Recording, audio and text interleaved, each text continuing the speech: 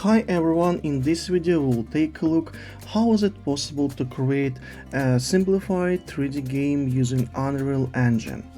So, what we will be using?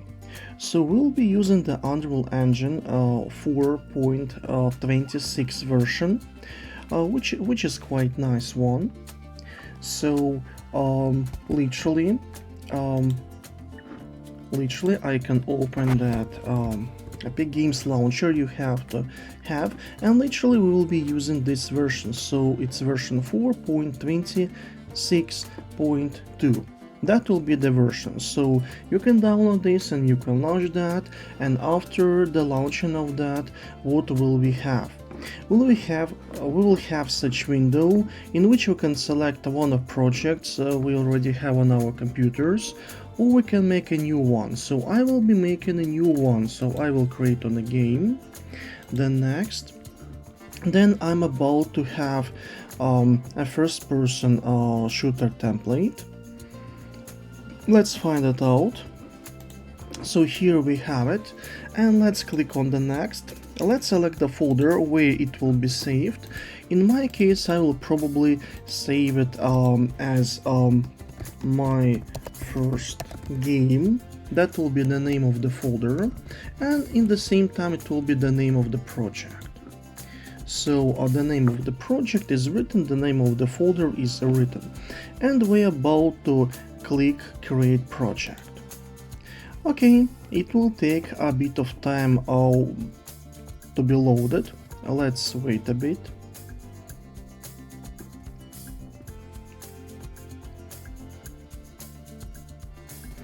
Okay, so the loading happens quite fastly, so let's wait just a bit. And here we have our first project. Okay, well, I suppose it's already clear for you what panels we have in this window. And what do we have here? Well, usually we have a small scene which looks in such way. We have some elements like a post-processing effects. We have even some light mass improvement, volume, and so on and so on.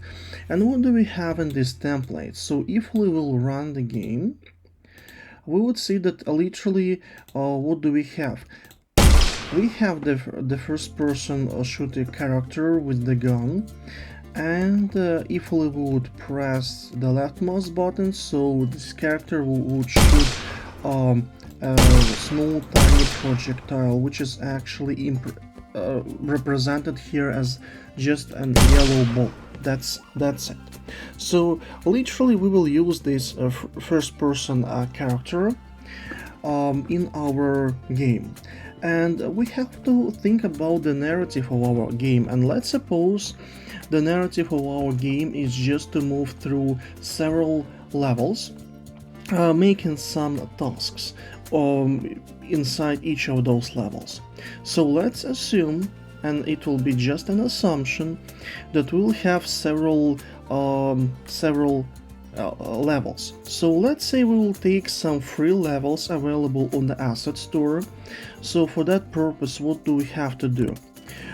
First of all, we have to close the game. And we have to go for some free components which are available on Unreal Asset store. So let's just scroll a bit, maybe we'll find out some levels. I will maybe try to show 100 elements for a page, and let's just scroll down a bit. Okay, we already have some fancy, interesting levels here. Let's scroll a bit, maybe we'll find out something more interesting. Oh, okay, this looks great. So let's take this one. Maybe there will be something more. Oh, okay, this looks awesome as well. Okay, so I will open them in the launcher.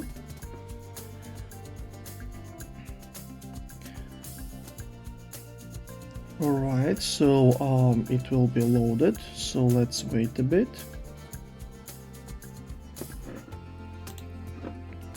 Okay, so it's already loaded, and let's click add to project, and let's type my first game. Okay, so let's select that and let's click add to project.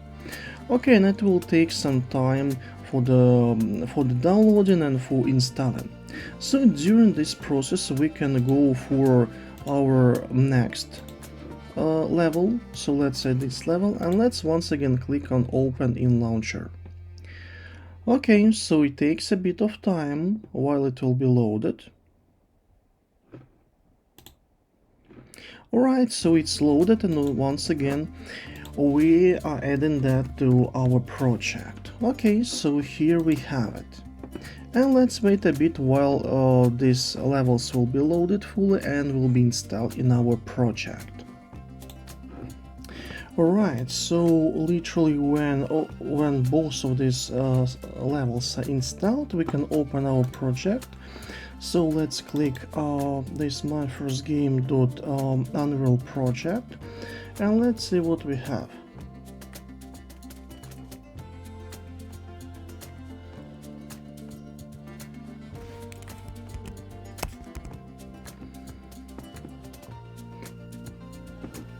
Okay, so as you can see, we have additional folders like an Asian village.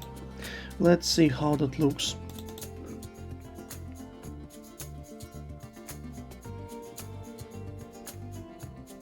Probably some shaders will be created, but let's see.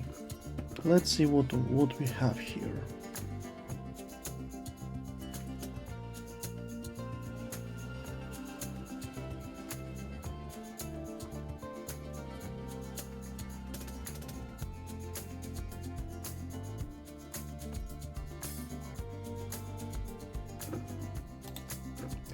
Alright, so this level is loaded, and let's just go a bit through that and let's see what we have here. Okay, we have a kind of Asian village, which looks really awesome. And these assets are really fantastic ones. Okay, so everything looks great, and I suppose this map would be really interesting for our game scenario. Okay, so it's about the first map which we downloaded, and let's see how looks the second one. Well, Stylized Egypt map. Let's see what we have here, and let's wait while it will be loaded. Okay, so the map is loaded, and right now it's loading the shaders.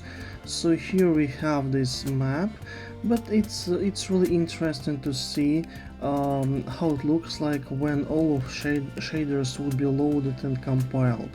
So let's wait a bit. Alright, so all shaders are being compiled till the end, and let's see what we have here. Well, we have quite interesting fancy map we have here, and probably we could maybe assume that this map would be the first map of our game. And let's say here we have the pyramid, and user has to go inside, and let's suppose the user has to, let's say, shoot couple of elements on the map, then the gates of the pyramid will be opened, and then somewhere in the middle here we'll have something like the portal, which we can make kind of without maybe any textures, or maybe without any nice visuals, but at least we can make that working. Okay, so what we are gonna do? We are gonna return to initial map we had previously opened from the very beginning. Oops, not this one, but this one. And let's copy the first person character, and let's bring that to the Stylized Egypt map. And let's see how the player will look like, and how it will be brought on this map.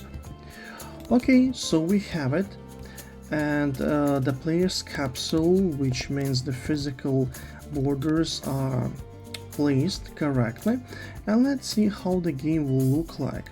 Okay, so we have we have it. We have the map, we have the player, we can move through this, we can literally go through all of these elements. Here we have, well, yes, that looks pretty nice. Okay, the only thing we have an access to the pyramid. We don't really have any objects to shoot or collect, so let's say we'll bring some interactive elements here. Okay, so let's suppose we will have some cubes located on this map, and we'll have to probably color them by touching them with the projectile. With these yellow balls our player shoots from the gun. Okay, so let's suppose that will be the narrative. Okay, so let's start working on that. So let's put some elements on the map. Okay, so what we can do, we can still go to the previous map we had, and let's just copy some of elements from this map. For example, I will take this cube, and I will probably place that in our Egypt map. So let's place it in. Okay. And where do we have that? Okay, that's great. So the first one is being placed. Okay, that's awesome. And let's suppose we'll have few such elements. For example, here we'll have 3 elements. So we can see we have the first one, the second one, and the third one. And let's suppose we'll have to color them by touching. Surely we see that physics is being applied for them, so there is some force coming from these projectiles. And let's say we're about to create a material. Let's call it cube M, like cube material. Let's open that, and let's say the cube will have some basic color, and I will use a vector that contains 3 elements, and I will say that literally I will have a yellow, the yellow color, which means that I have the red and green components, or I will make it even maybe darker. So I will say it will be 200 switch components. Okay, it became lighter, so maybe I will use 50. No, in this case the values varies between 0 and 1, so I will use something like 0.5. Okay, this still looks kind of I wouldn't say it looks somehow. I would really like to see that, so I will maybe use the color picker, and I will say that the color will be, well, yes, will be something like this. And I would like even to make the color kind of shining from the object, so I will make a multiplication of that color with the value of, let's suppose, 10, and I will say this multiplied color will become an emission. An emission is a kind of color that comes from the object, like a lighting. Okay, so it will look in that way. To make it much more shiny, we can actually increase the value. And now you will see a difference between the previous case and this case. So right now you see this material shines the color more out of the object, and I would say that would be fine. So let's save everything, and let's find out the way how is it possible to color these cubes with such material. So for that purpose, what I will be using, I will open a first-person character object and I will find out the function which literally makes projectiles. Okay, so here I have one. So the input action fire. So we have some animation for hands, maybe animation for gun, it doesn't really matter. So what matters the most is the projectile and the projectile's logic. So let's click this button and let's go for the projectile. Let's open that. So here we'll have some codes, literally some logics, and we have on hit logic. So it means while the object touches something, this hit event is being run. So what do we have here? So if physics is applied, then add an impulse to the object at the specific location, and the impulse has its own kind of, you know, force. And once we do that, we destroy the actor. So it means once we touch an object with some activated physics, so we apply the force and we destroy the projectile. So literally that's the logics we have here. So what we'll be doing? Let's suppose we're not really interested in making some impulses. So let's just say that once or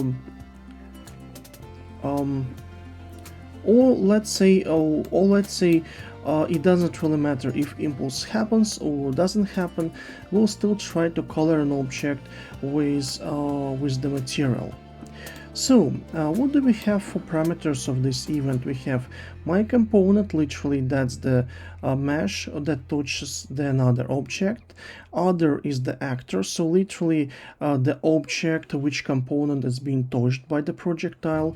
Other component is the component of the actor which was touched, and that's the component which our projectile touched. And the rest of parameters actually means nothing to us at this case.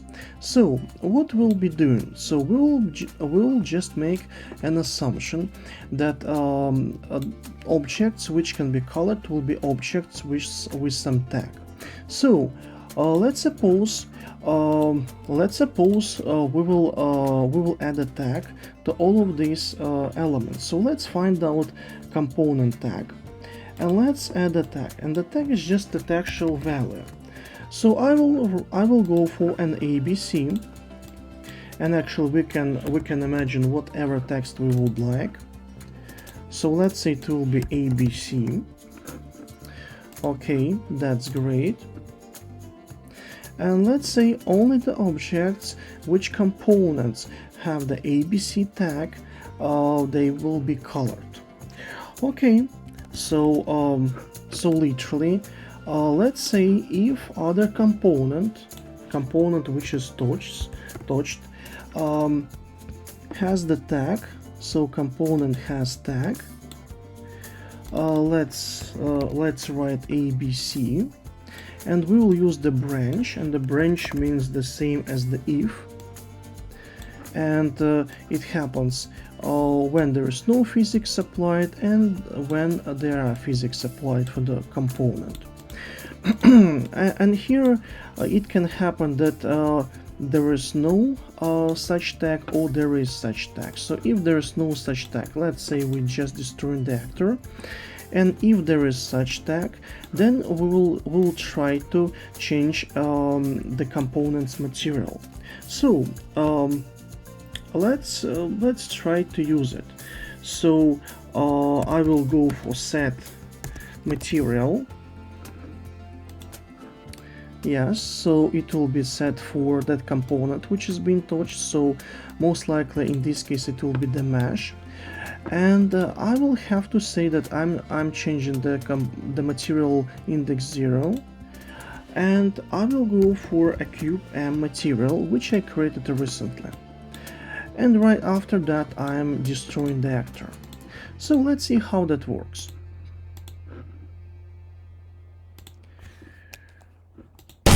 Okay, so literally, as as you can see, while once the projectile touches something, it disappears, right? So let's touch our cube. So you see the material was changed, and we do that only for objects with our component tag equal to ABC, and nothing happens with all other elements and meshes we are touching with the projectile. So as you can see, that's the way how that works. Okay, so for now, let's say we will have something like the counting of these elements we have here. So we'll try to maybe. Oh, and by the way, let's say we have to have a text on the screen which shows us how many objects overlay with this tag we have, and how many of them already have this material changed. So how to do that? So the first of all, we will be making visuals for a user, a so-called HUD. Well, in Unreal Engine it's called as a widget. Let's find this out. Oh, user interface and a widget blueprint. I will just call it as maybe HUD.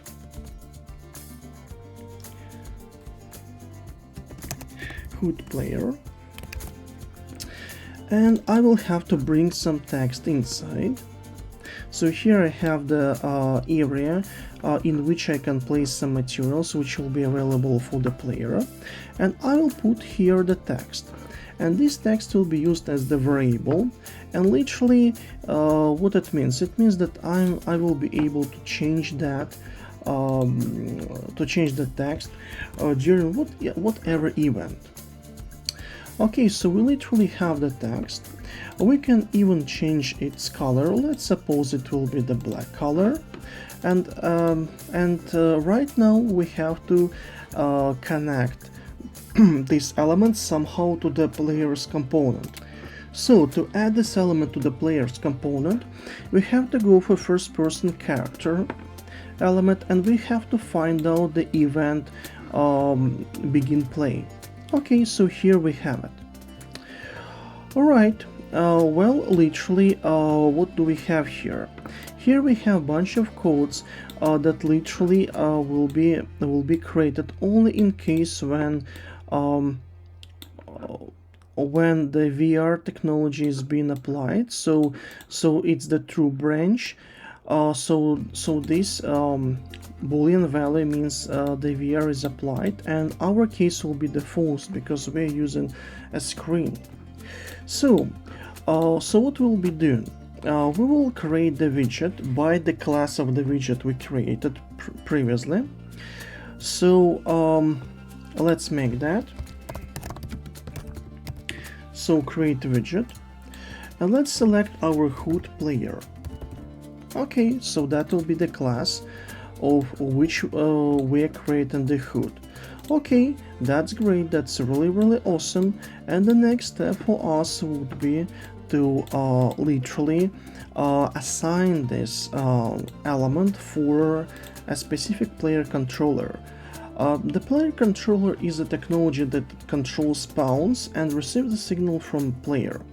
So for that purpose we have to get the controller of the player. So get player controller, and the index of the player 0 means it's the player that plays on this current computer. And what we will say, we will try to add this widget to a view. So add to a viewport. That will be oh, wait a bit. We will create the view the widget for a specific controller, and we will just activate that. Literally that will happen this way. And let's see if we will have the text on the screen. Okay, so as you can see we have this text block text on the screen, and now it's not really connected to amount of elements we colored with our material. So let's make a connection of that. So for that purpose, what we'll be doing? The first of all, we'll try to create few variables for the player, because player has to know how many elements are colored and how many elements overlay are on the scene with this tag ABC. So what we'll be doing, we'll create two variables of the data type integer, and one will be named as colored, and I will make a duplicate of that, and I will name that duplicate as all. Maybe these names of variables are not pretty nice, but it doesn't really matter. So, and then once the player is placed on the scene, the player has to be able to calculate how many of such elements we have. So what we'll be doing? So we'll try to find out components by the tag.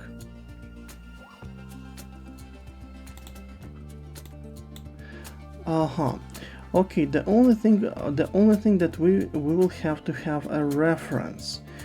Okay, let's think about how to do that. Maybe we can go through all actors of the scene, which are static mesh actors, because if we will click our cubes, we will find out that they are static mesh actors. So let's go through all of such actors, and let's find out if a static mesh component of them has the tag of ABC. So what we are gonna do for that purpose? So the first of all, we will say that colored value is equal to A0, so we'll set that value up, and we'll go through all of actors of the class static mesh actor. So we'll be doing like this. So get actor of class. Okay. Not the specific actor, but actors.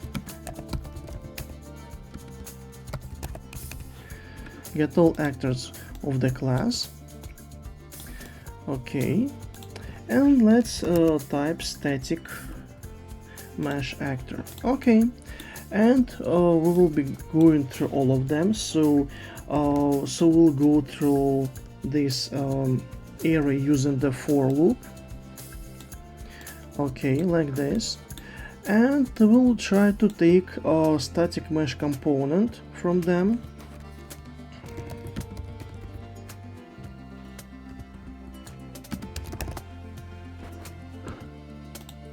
So let's take this as a static mesh component.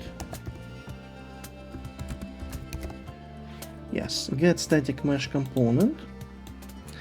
And if it has the tag ABC, then we will increase the value of not really colored, but the value of all. So let's get let's do it like this. That has tag component has tag, and let's write here ABC. Okay, and let's use the branch.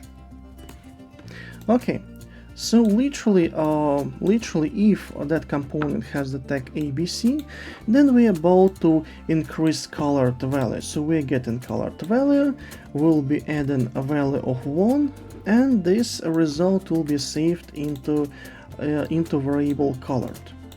So literally that will be the idea of this. Okay. Oops, not really colored, but the value of all, not colored. So it will be in such way. Okay, and right now let's bring these values on the screen. So let's go to the HUD player and let's find out the text of this textual element, and let's create the binding of this to a function. So literally here we have the function which will be executed during each tick of the game. And what we'll be doing, so we will get the owning actor,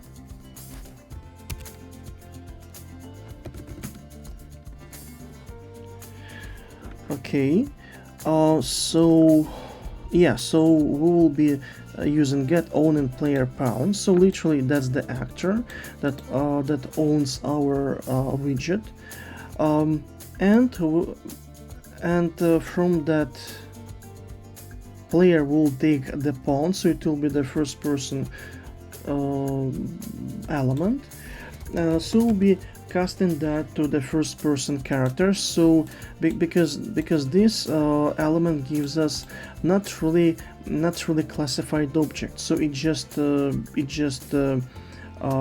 abstraction. So the highest element in the classic hierarchy, but we're about to take a specific one, and once it's a specific one. Oh, and we have to bring the case when it's not possible to convert that, so in that case the text will be empty. But if we can convert them, so we'll get value of colored. Okay, that's great, and we'll get a value of all. Okay, so literally we have access to these elements, but here we are about to have a text. And we will have this text as something formatted, but we're about to make a conversion to a string like this. And as you can see, colors of pins are different, and we'll make a conversion of all to string as well. And we'll make an appending of texts. So we will have it in a such way, so we'll have colored / all, and that will be given as the text. So as you can see here, we have additional conversion. Okay, let's see how that works. So if we would try to run a game, let's see what happens. Oops, nothing happens, because we don't have the case when conversion is fine. Okay, let's see how it will be working. Okay, so you can see, so 3 elements are found with the tag ABC, and once we will color each of them, nothing will happen with these texts, because actually the value of colored is not being influenced while we are changing material of object. That's the thing. So for making that, so we have to go to the projectile, and somehow we have to make here in this area something that literally changes that. So how is that possible to be used? So what we can do, we can get a pawn from the controller. So get pawn, get player pawn. Okay, that's great. And well, and you can see we still have the player index equal to 0, so it means the current player. We'll make the casting to a first person character. Okay, that's great. And then we will try to influence value of colored. Okay, so we have it.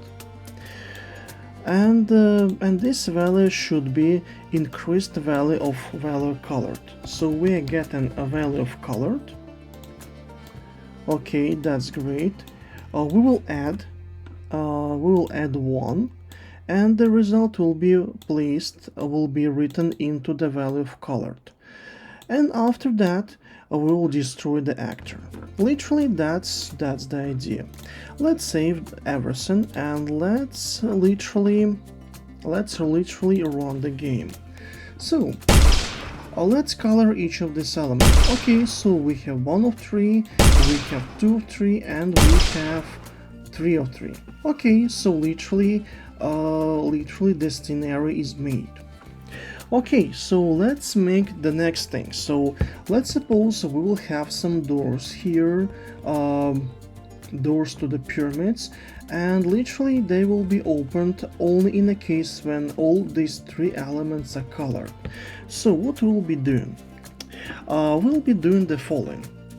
We will add some elements here, and we will block the doors with them. So for example, I will use some cube.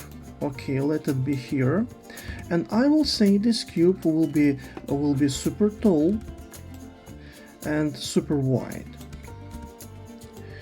like this one. So it will be impossible to reach inside. Okay, and I will copy this and I will just put that to all other doors I'm having here. Let's say in this way, and here it's located as well next to the main door. Okay, that's great. And as you can see, I cannot really reach inside the pyramid. Okay, we have something like the lighting should be rebuilt, but it doesn't really matter. Okay, and we cannot actually reach inside, as you can see. Surely we can color these elements by some materials. For example, here we have some interesting material, so maybe we can use it to assign to these blocks, like this one, probably. Well, why not? To make a picture looking much more interesting. Not just something white, you know, not like our cubes. Okay, and let's see how it looks like. Okay, this looks pretty nice. So let's say our doors will disappear once 3 elements will be activated. Okay, so what we'll be doing for that purpose? So I probably can use the same as I did previously, and it's related to tag system. So let's make the tag probably a tag called door. Okay, let's suppose it's equal to a door, like this one. Okay, and let's say once 3 cubes are highlighted or activated by our material, all of these 3 doors will disappear. So once again we are going to our projectile code, like here, and we can do things as a following. So literally what we can do, we can check if colored value is equal to 3, and if it's not so, then we're just destroying the actor, and if it's so, then we are finding out doors and destroying them.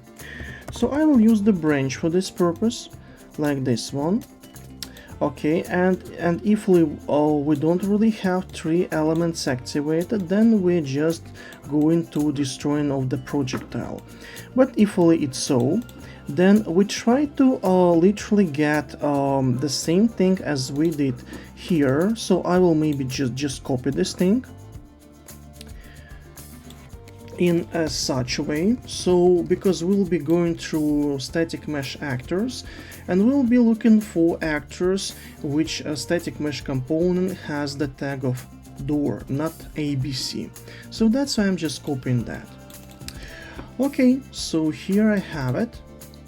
Okay, like this one. And in the end of this looping through elements, I will still erase the actor. So anyways, the projectile will be erased. But what happens if the static mesh has a door as the tag? Then I'm about to destroy the actor.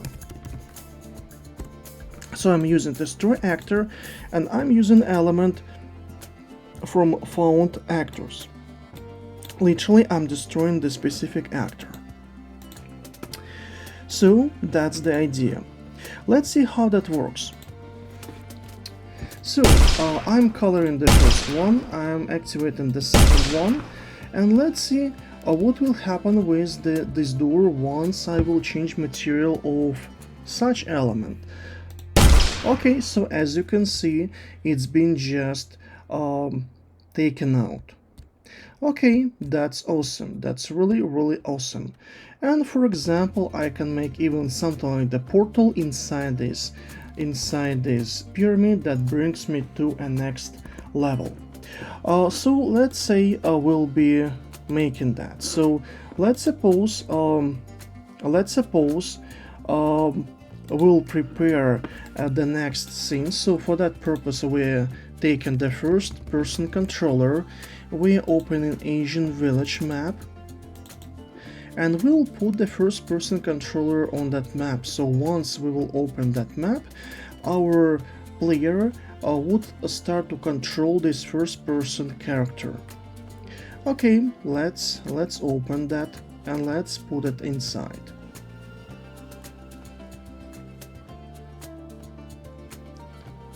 Okay, so it's loading a bit. And oops, it's not the exact one, so it's just a bunch of elements we can have there. Okay, and here we have it. Oops, so where do I have it? Okay, I have to bring that up a bit. Yeah, like this. And let's bring it maybe more close to the village. Well, something like that, but maybe even more close.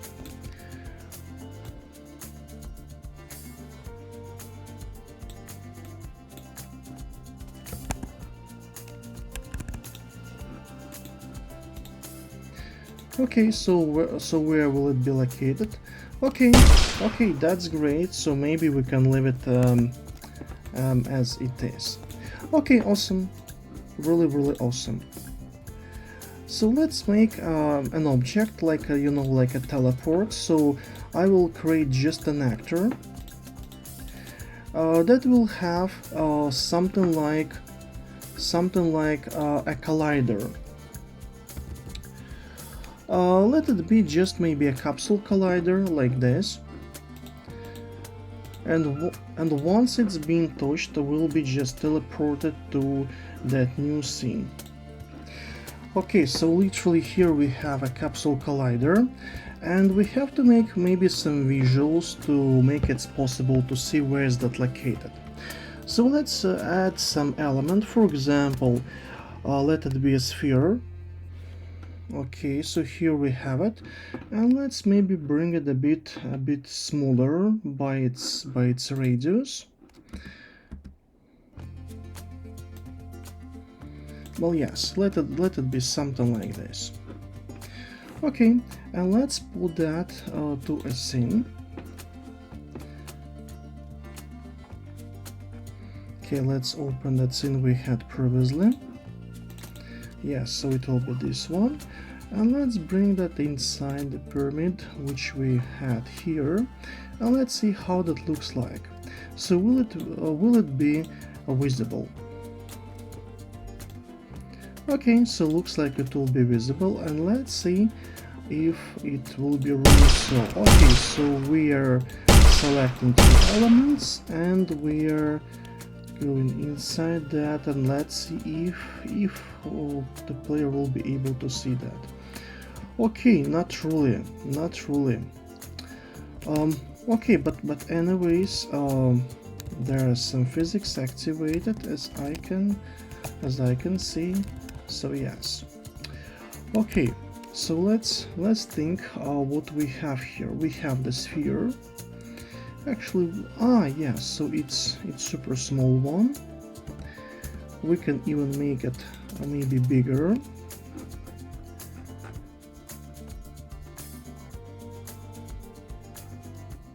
So let's change the size of that, size of this object.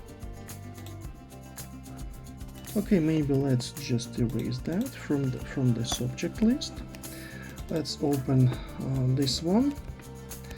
Well, yes, the size of the sphere is not really clear because actually the root element actually makes these things not really seen. Okay, looks like everything will be fine. We can even apply some material. Let's suppose it will be something like the red material, like this one. And what will happen if we will be placing this element inside? Okay, so looks like it has to be seen. Let's see how that looks like.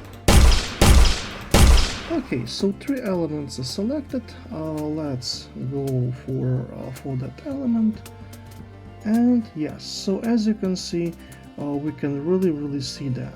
And the story was like when the player touched that, so a new level will be opened. So how that looks like. So the first of all, we have to find out the collision parameters of the capsule, and here we have generate overlap events, and probably we can use on component begin overlap or on component hit. So let's go for on component hit, and literally we can do the following. So if the actor who touched the collider is the first person character, then we open a new level. So we open a new level by the name, and we can copy the name of the second level. So let's copy this level name. Let's open the projectile, no, not the projectile, but the new blueprint codes, and let's just bring that name. Okay, let's see how it will be looking like. So once again, we're about to activate three components, like this one, and so the doors disappeared, and we can just touch that teleporting thing. And let's see if the new Asian village will be opened. Okay, looks like it's not really happening. Okay, why is it so? Let's see. Probably we can use just the same even hit event as it was used in a projectile. Maybe it will be a bit easier. So let's see. And let's do this in a such way so we'll have some text printed out in the debug mode, like this one, like some hello, and then the level will be tried to be opened. Okay, so let's try this. Okay, so first, second, and the third are selected, and let's go for this element, and let's see if that will be working. Yeah, so we have a text, and we are being brought to a new level. So as you can see, that's the way how that works. And literally we can say that could be everything we're overlooking for today. So that's it. So that's the way how you can make the first 3D game in the Unreal Engine using several free assets and a free template of the first-person shooter genre. Okay, thanks for looking on this video. Thanks for watching, and don't forget to subscribe to the channel.